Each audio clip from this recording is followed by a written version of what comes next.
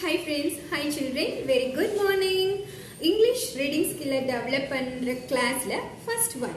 வாங்க பார்க்கலாம். இங்கிலீஷ் நல்லா நம்ம ரீட் பண்ணனும் அப்படினா first நம்ம sounds கத்துக்கணும். இங்கிலீஷ் alphabetsல டோட்டலா 26 letters இருக்கு.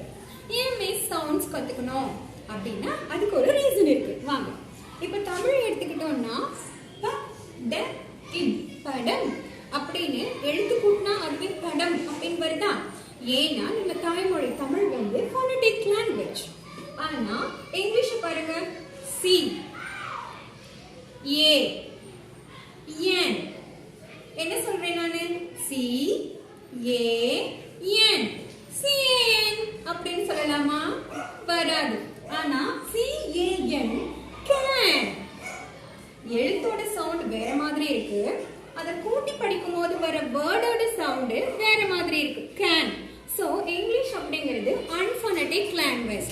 That's why we have to learn sounds first. ஓகேவா? ஃபர்ஸ்ட் கிளாஸ்ங்கிறதுனால நம்ம இந்த vowel sounds எல்லாம் கொஞ்சம் தள்ளி வச்சிட்டு ஈஸியா இருக்கிற ஃபர்ஸ்ட் 5 sounds படிக்கலாம். ஓகேவா?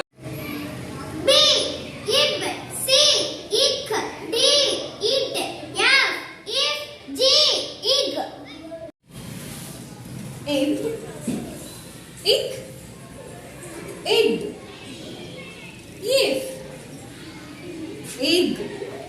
Okay, repeat after me, children. Ib, ick, egg, if, egg.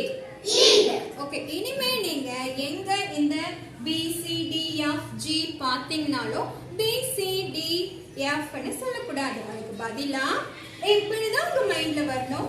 இக் அப்படின்னு தான் மைண்ட்ல வரணும். இட்னு வரணும். இஃப் அப்படின்னு தான் நீங்க ரீட் பண்ணணும்.